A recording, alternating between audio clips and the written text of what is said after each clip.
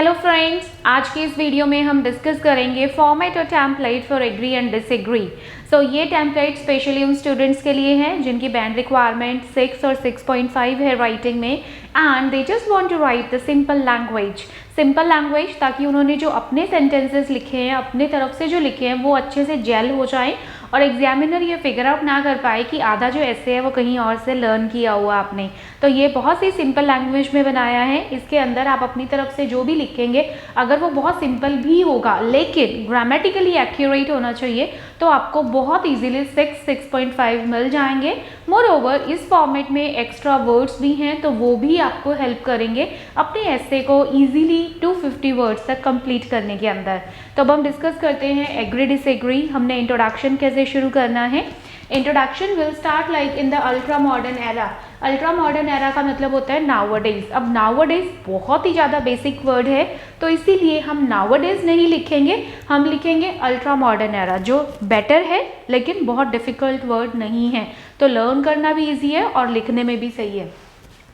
In the ultra modern era, there is a huge debate about the topic that, इस बात को लेकर के बहुत ज़्यादा डिबेट है। किसको लेकर के?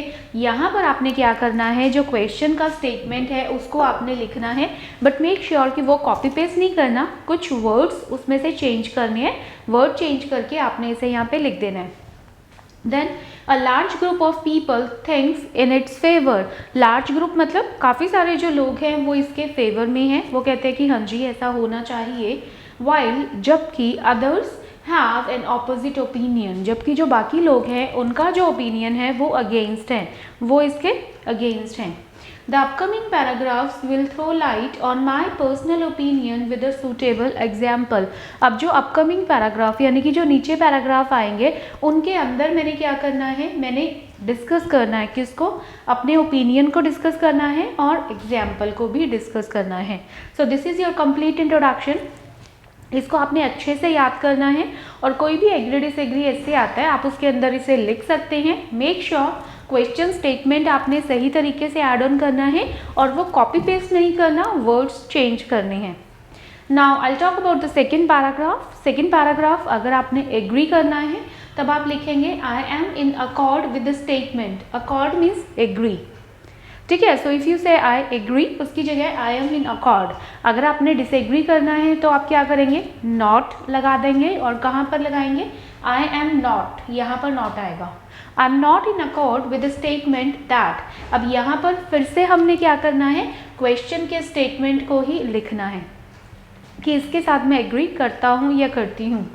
There are numerous reasons why I am in favor of it।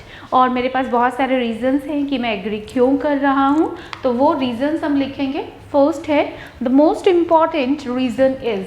अब यहाँ पर आपने क्या करना है, फर्स्ट रीज़न को एक्सप्लेन कर देना है कि अगर आप स्टेटमेंट को, क्वेश्चन के स्टेटमेंट को एग्री करते हैं, क्यों करते हैं, तो वो फर्स्ट रीज़न आपने यहाँ पर देना है और जो भी आप रीज़न देंगे उसको आपने सपोर्टिव आर्ग्यूमेंट्स के साथ एक्सप्लेन जरूर करना है। तो इन अदर वर्ड्स यहाँ पर हम क्या करेंगे, जो सपोर्टिव आर्ग्यूमेंट है उसको हम एक्सप्लेन कर देंगे, राइट। उसके बाद हम बात करते हैं सेकेंडली के बाद हम सेकेंड रीज़न देंगे और सेकेंड रीज़न को एक्सप्लेन कर देंगे। इट मीन्स दैट, और यहाँ पर हमने क्या करना है, जो सेकेंड रीज़न है उसको एक्सप्लेन कर देना है। So this is how first और सेकेंड दो हमने रीज़न देने हैं और उनको एक्सप्लेन करना सपोर्टिव आर्ग्यूमेंट के साथ बहुत ज़्यादा ज़रूरी है, तो वो मोस्ट इम्पॉर्टेंट है। फिर हम पैराग्राफ चेंज करेंगे। थर्ड पैराग्राफ एग्री कर रहे हैं तो दो पैराग्राफ हमने एग्री के बनाने हैं। अब थर्ड पैराग्राफ है जो एग्री का ही है। I would like to add a few reasons to explain my opinion further. अब मैंने कुछ और रीजन्स ऐड ऑन करने हैं अपने ओपिनियन को एक्सप्लेन करने के लिए। फिर यहाँ पर आपने क्या करना है, थर्ड रीज़न देना है। थर्ड रीज़न पूरा आपने लिख देना है। उसके बाद एग्जाम्पल आएगा, कोई भी ऐसे बिना एग्जाम्पल के नहीं लिखना। ऐसे अगर आप एग्जाम्पल नहीं लिखते हैं उसके लिए आपके पॉइंट्स डिडक्ट होंगे, तो वो बहुत ज़रूरी है। अब एग्जाम्पल हम कैसे शुरू करेंगे, to justify my viewpoint, viewpoint opinion, justify होता है उसको एक्सप्लेन करना, सही तरीके से समझाना। तो अपने व्यू पॉइंट को एक्सप्लेन करने के लिए I would like to give an example of a survey which was conducted by university. तो मैंने यहाँ पर एक एग्जाम्पल देना है सर्वे का जो यूनिवर्सिटी में हुआ था।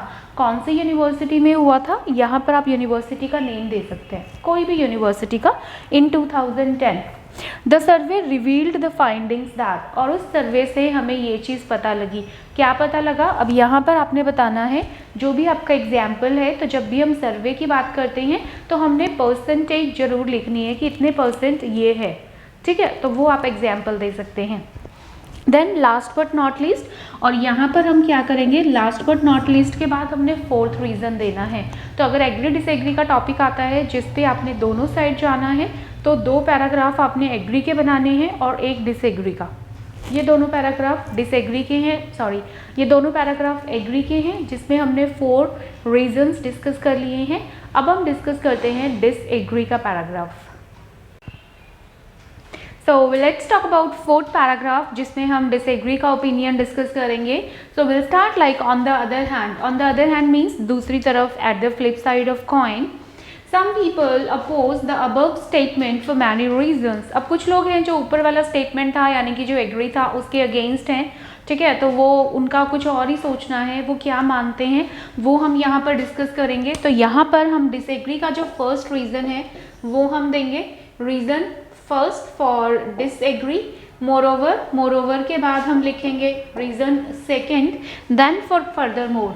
अब आपने ये ध्यान रखना है कि जब आप डिसएग्री करेंगे, डिसएग्री के लिए आप 2 या 3 रीज़न दे सकते हैं, 2 देने सफिशिएंट है, 3 are not needed.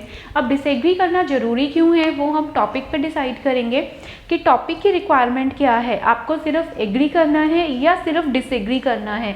There are a few kind of statement, there are a few topic जिसमें क्या होता है कि दोनों ही ओपिनियन बहुत स्ट्रांग है।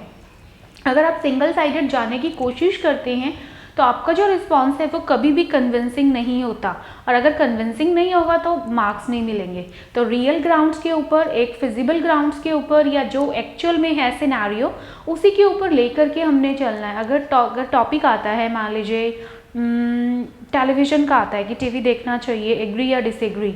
अब ऑब्वियसली आप एग्री करोगे कि हाँ जी टीवी देखना चाहिए, बहुत सारे फ़ायदे हैं, but at the same time you can not deny the disadvantages of watching television.